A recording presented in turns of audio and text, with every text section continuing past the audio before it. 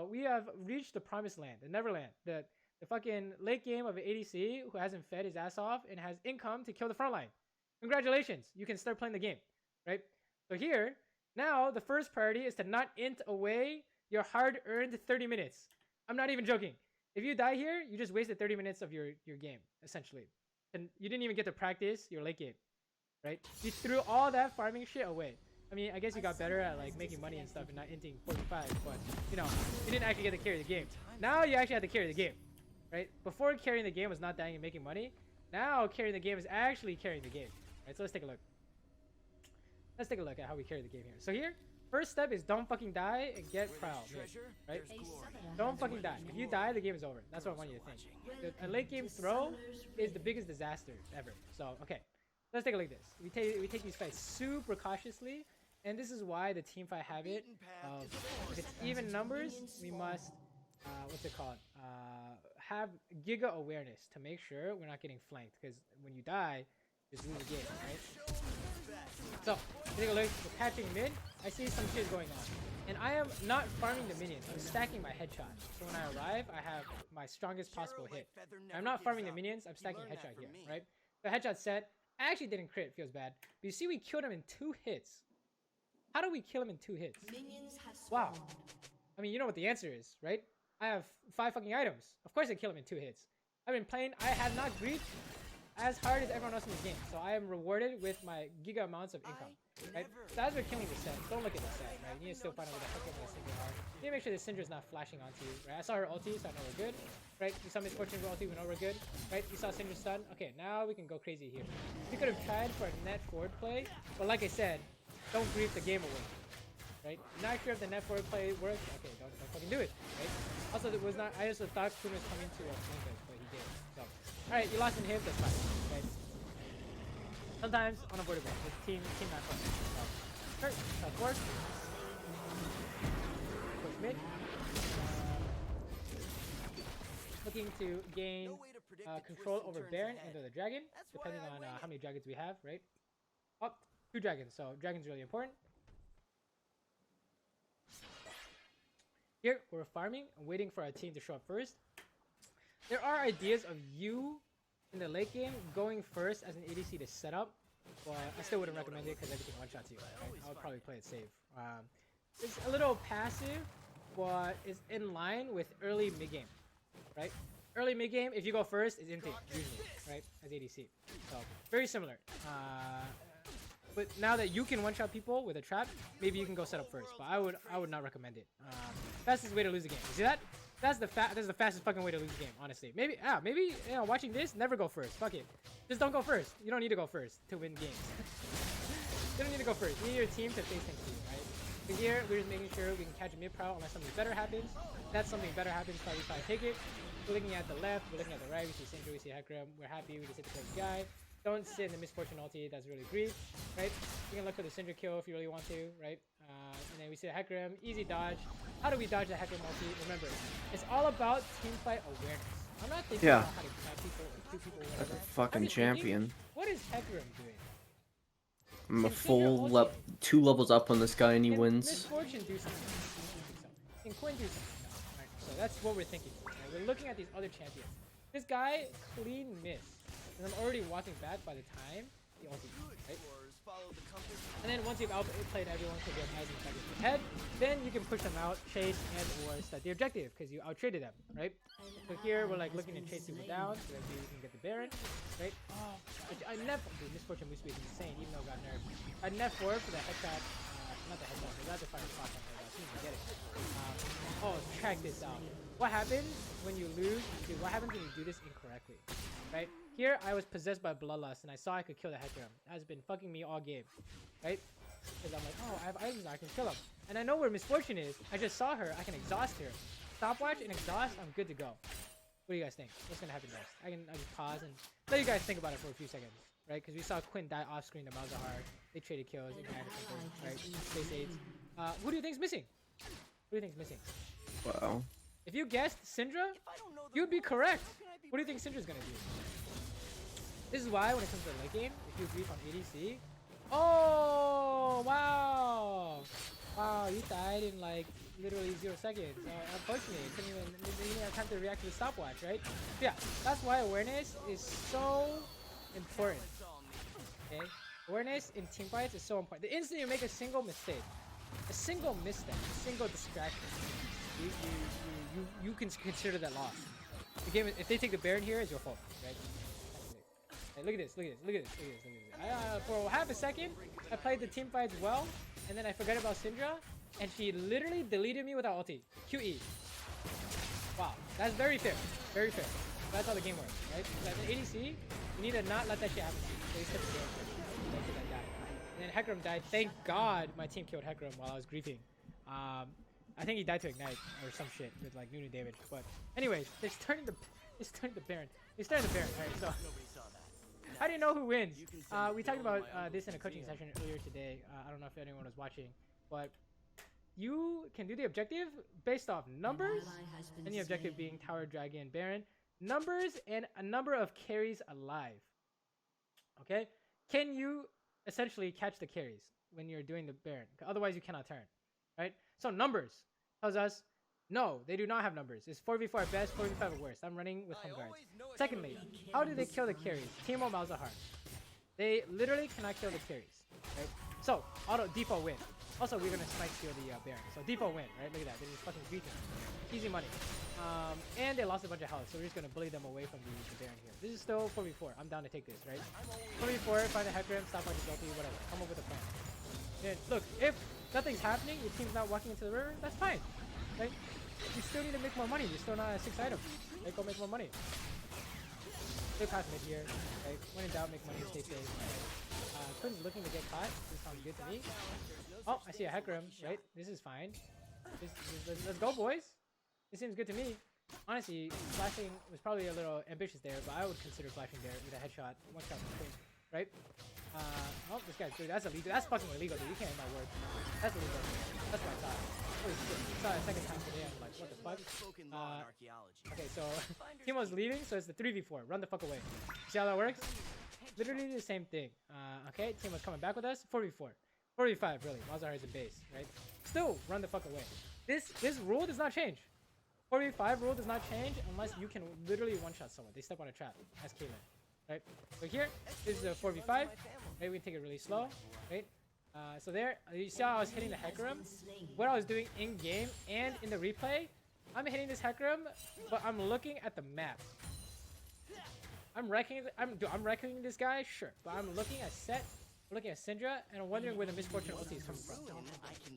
Right? We take it really slow. We don't have to kill this guy. Right? I'm looking for Quinn too. Quinn's coming from behind, by the way.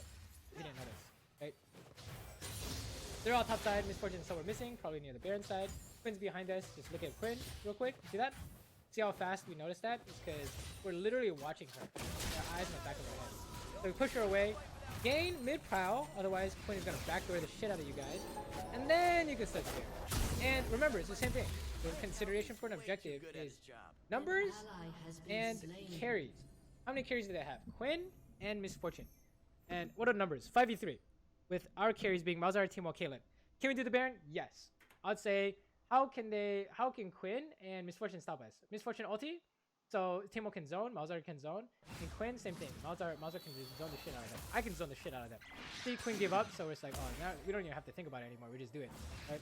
We insta base, right? We can try to collect up. Oh, Misfortune is calling long. Nice 1v4, right? So yeah, she just dies. I don't know what she's doing. But here I can collect mid because now only Quinn can come with Set. So I'm like, I can just push this. Quinn tries to fuck with me, I just kill her ass, right? Because I, like a good AC, have been farming all game. So she can't touch me, right? Fast forward. As a carry role, this is like the main thing to master. Carrying is making money. And once you have the money, is literally carrying with the money, okay? There's two parts to this. All these habits are basically designed to help you make money or help you not int with the money, right? So here, this guy's actually dying. This is basically a 5v4 because they have no millionaire now, right? So let's just fight the first thing we see, essentially. And keep watching. So I see Syndra. I'm like, okay, maybe we can TP back in. We have some time. Oh my god, quit. Illegal! 5v4, go! Right? See how that works? Fucking illegal! Right? So we just go for her, right? She can't one-shot me. Sit down, bitch, right? She gets run down. What are you doing, Quinn? She tries to flash out. Whatever, dude. I'm just gonna chase her anyways. She dies. Right? I don't know what you're doing, but that's illegal. It's literally 4v5. Oh, Star Dragon. What do you think? Is that legal or illegal? Fucking illegal. 4v5. It's the same thing. Guys, this elo and every elo is the same pattern. I promise you. If you can recognize, train yourself to recognize the pattern within, like, the less time the better. Literally, it takes you 10 seconds the first time you see it. 5 seconds after you do it for like 2 weeks. And then half a second after you do it for years. That's how you know what to do within half a second. 5v4, Quinn dead. How many carries are alive? Right? Easy money. It's just Misfortune and Syndra. So I just one-shot everyone. Right? See this? We're looking at Hecarim, set, Misfortune on the bottom right, Syndra on the left. So we can just take it slow, hit the closest guy until we can figure out a plan. Right? I'm like, oh, you kind of want to get the, you kind of want to chase a Syndra because like she's dead in one hit. If you cannot figure it out immediately, it's not a play. It's not a legal play. Right? You just go back to killing the set. Right? See this Misfortune? Oh, that's forward. That's a legal play. I saw it immediately. Syndra, flash forward. Legal play. I can do it immediately. Now you might be wondering, why didn't I wait for ulti here? I could have waited for ulti here, right? It's because I thought she had Hourglass, so I just went for the flash, right? And I was like, I pressed tab, and I was like, oh, why haven't I Welcome Hourglass? back. I was gonna trap it. And I was like, what? She has no Hourglass. I saw her use stopwatch earlier in the game, so I was like, oh, she's building Hourglass, but she wasn't building Hourglass, so you could chunk it up to a mistake. I should use my ulti. No. That, right? But whatever. We got bigger fish to fry. Obviously, I have bigger problems than that because I died at Hecarim earlier in game, and I died at Syndra earlier in game. So Oh, once that's you strange. you check death timers and say, again, the objective is the nexus. How many carries are alive? Numbers and carries, right? Quinn is the carry in 15 seconds. Okay, can we dive her? Yes. Game's over. That's it. How many carries can defend the nexus? And it's not Syndra, it's not Misfortune, and Hecarim's not carry anymore. None of them are spawning. It's just Quinn. We can dive her by herself. We can end the game. So if it was a 1v1, Oh, I'm not having fun in this game we win 1v1 at the nexus. at all. So, Because the fact that Auction carries. doesn't have to do anything like skillful in this matchup. He literally is down so much CS. He doesn't have to do anything at all. He just has to turn off his brain, hit E, hit W, just walk up to me point blank invisible and just one-shot me. A bit annoying. Oh, there he is. He's doing it. Oh, did 200 damage without like doing literally anything skillful. He just hit right click on me after hitting W. Probably won't be cutting anything because I think I talked too much the whole time. Holy shit, it was an hour long. But I hope it was very informative. Maybe we'll do more games, more videos like this, because I think you guys probably learned a lot from this. I hope. For my contemporaries out there, my elo or above or slightly below, whatever. I hope this was helpful for you guys too. I think the big thing for us to recognize is seeing what patterns are most frequent in this meta, I guess you could say. So like for example, Roam Kingdom. People complain about Roam Kingdom. That just means you need Roam Kingdom habits. Like, holy shit, where's the mid laner? Your mid laner doesn't have priority. That matters more now than it did 5 years ago, right? So you must make habits to adjust for how games are going in our day and age, right? So yeah, let me know if you guys thought this was useful. What am I doing? Of course it's useful. And let me know how it helps you guys. Holy shit, I'm actually deeper on this account. Yeah, hopefully it was informative in this dive into elo. I would have an example for my challenger games, or I guess you could say GM games or whatever. But I'm not gonna lie, all these games are either Giga Int or a lot of these are like a lot of these are over. A lot of these are over by like 15 minutes, so it's really worthless game. Jesus Christ. Yeah, I don't really have anything on main, but when we do have 1v9 carry, See how brain dead that champ is?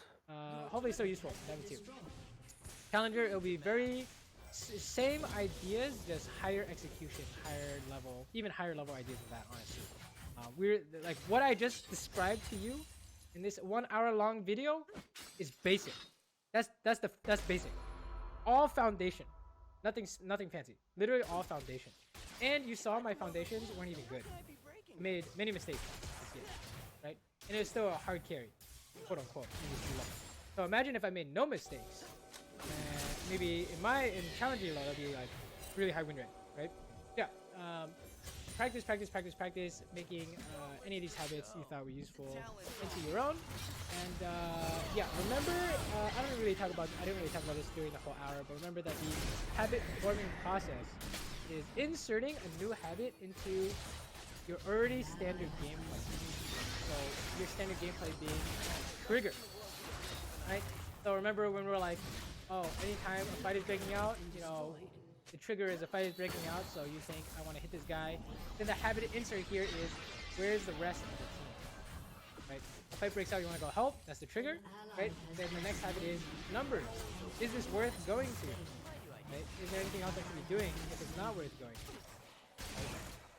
So yeah, very important to insert whatever your new habit is on top of your already old habit. Okay, so yeah, let me know if I should make any other type of content. This is just a low-hanging fruit. You know, it's funny because it's the longest recorded low-hanging fruit I've fucking done. I'm gonna go read manga now until 5 a.m. and pass out and start streaming late again. But hey, I deserve it this time, right? So I'll see you guys next time. If you want to see more or watch me stream, I stream on twitch.tv/xfsandsaber. Send me your Twitch Prime because I'm not poor, but I would like more money, I guess.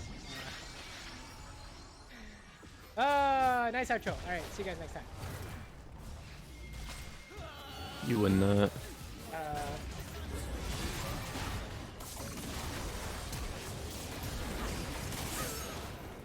Yeah.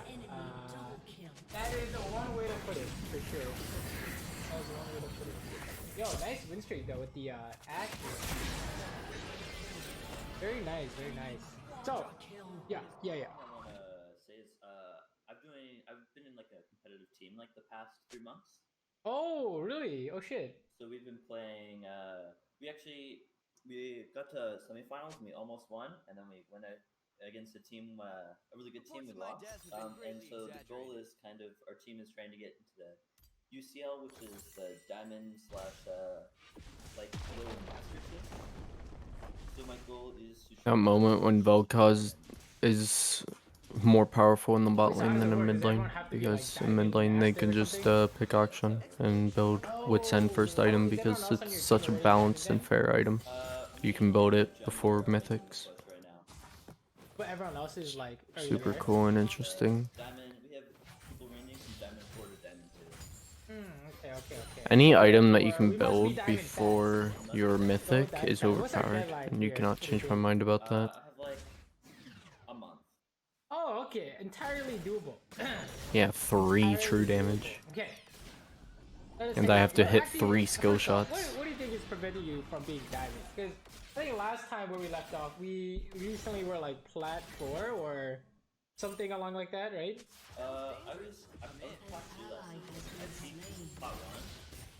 And then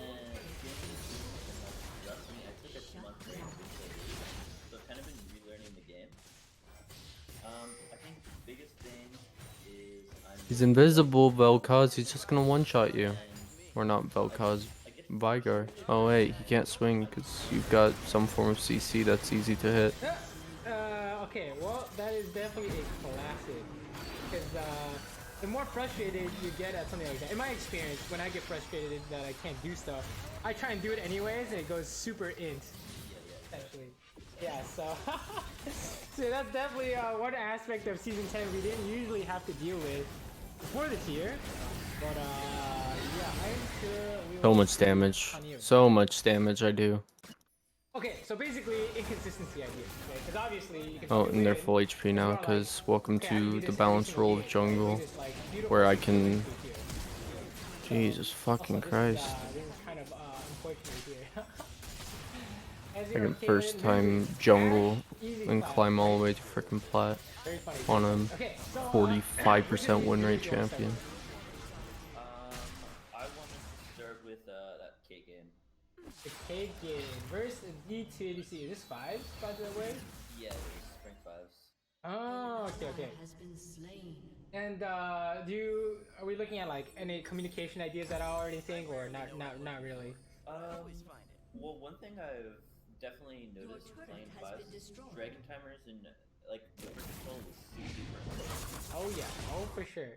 And I mean, doing it for that kind of stuff, I think is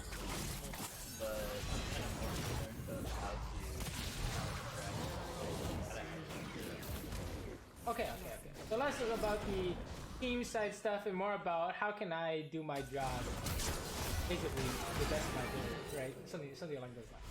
So okay, cool. And you're playing against Ashe and Senna bot lane. Dude, their whole team has the same name. It's kind of funny. Is this like Clash or something? No, it's just a ranked fives. We queued up as 5, and I guess they had a 5 team too. Like Flex? Yeah, like Flex. Okay, we can talk about this poll here. What do you think about this poll? Enemy rampage. It was sadly unsuccessful. Yes. So there's an easy way to fix this. All right. So this is I don't know where this idea came from, where people are like, hit the melee minion once, hit the range minion once, and then it's a perfect poll. It doesn't. That's not really how it works. I think someone saw like a pro player or a high level player do this, and they're like, just copy this, right? Yeah. But there's in fact a very specific reason why it didn't work here. You know why? The two casters didn't take aggro. Yeah. So if you take a look at this, there's one caster minion, two caster minions following you, right? So I mean, the idea is, yes, we want to pull and have a level 2 advantage when they lose a minion, right? So of course, you could hit the melee minion and range minion as you're pulling. But we can't forget Christ, that I didn't even realize that all my HP was missing from 2 auto attacks. So you must pull all the minions. So this, an easy way to figure it out is, if this last guy aggro onto you. So like, with the see how they have like the thing above their heads. That's one way to do it. Another way I do it is like, if you're really lazy, I let the caster minions throw their auto attack at me. That's the easy, lazy way to do it. That's usually what I do. But yeah, you really don't want to mess it up, because then it's like you just did nothing with your level 1, right? You could have done something else instead. Like, you know, you could camp, probably do one of these days, or like do some cyber cheese or something. What? Yeah. So that's one easy way to fix the podium, right? Is make sure if you want to. What is that range on Poppy? She eat me from this to here. Make sure that you're I don't. I thought it was shorter. I thought it was like Q range or a little bit more than that. That's a field ban. We used Q to try to hit it. Things did not go well. Okay. We can talk about this section here. So what do you think is going on here? I mean, it's as set up so they have Please take 4 more years to load. Like, you just kind of, if you just Poppy. them with fresh, it's Champion actually spotlight.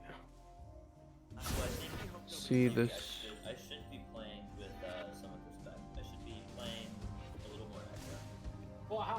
Well, let's say you play aggro here. What do you think is going to happen in the next 30 seconds? Alright, so what happened here? How are they level 2 first? They were hitting it really hard. Oh, okay, got it. So let's go back to our So I just had a misunderstanding of her ability. Sure, you're gonna try to bully you, right? So there's a very specific moment in terms of us not getting level 2. It's about the point of the Like, at game what where I'll point do just they split start push winning and have a 5-man fucking go after me. When I'm a 2-11 Vel'Koz. Right, exactly. And you can even see here. I'll tell you the exact moment when you lost level 2. Alright, ready? You lost level 2. Yeah. What happened? I wasted my Q. Alright, well, even if you got the creep. Yeah, it's just a waste. Alright, so Caitlyn's Q, you know, if we're using it to maximize our push potential, I mean, obviously, what do we use it on?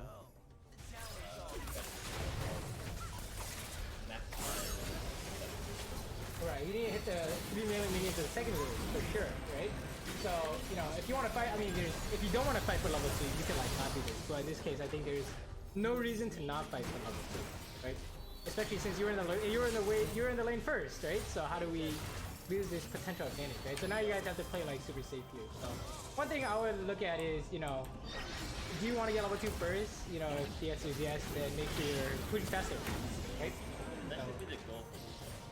Oh, yeah, I mean, you have a thresh, right? Yeah.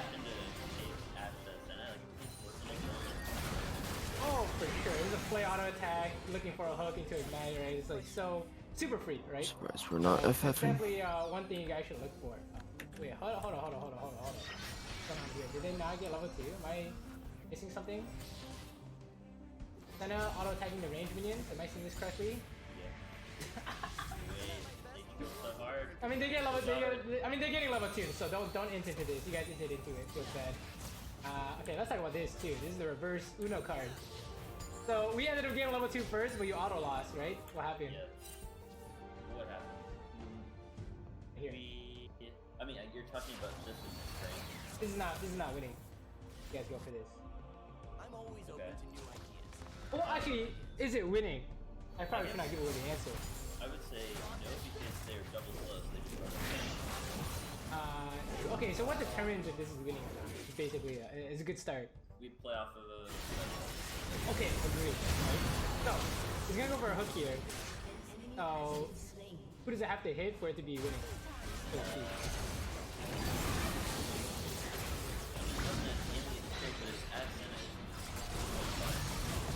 What do you think? Let's start with Senna. What happens if he hooks Senna?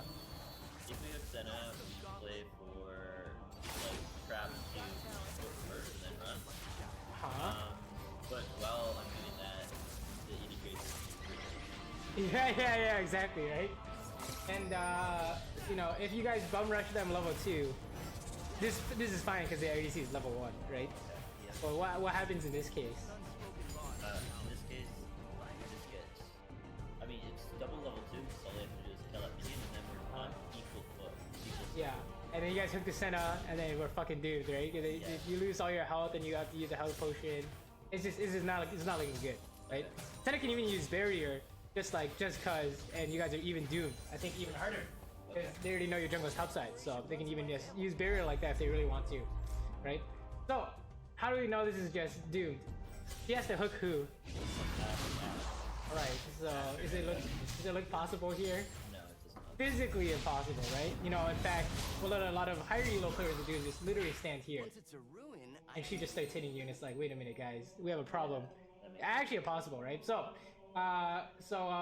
yeah, let's talk about how. So, I mean, it's not really up to you. I mean, there are a few things we could have done to influence this situation, right? But let's say your support goes for that hook. You know, sometimes it's gonna be bad, right? Sometimes it happens like this. And you guys are getting dumpstered, right? So, how do we not make it worse? Yeah, you see something like this happen. Oh, he was invisible. Cool. Okay, right? And why is that? Because we know that if you don't hook the Ashe here, it's fucking doomed, right? So, what do we do here? How that happened?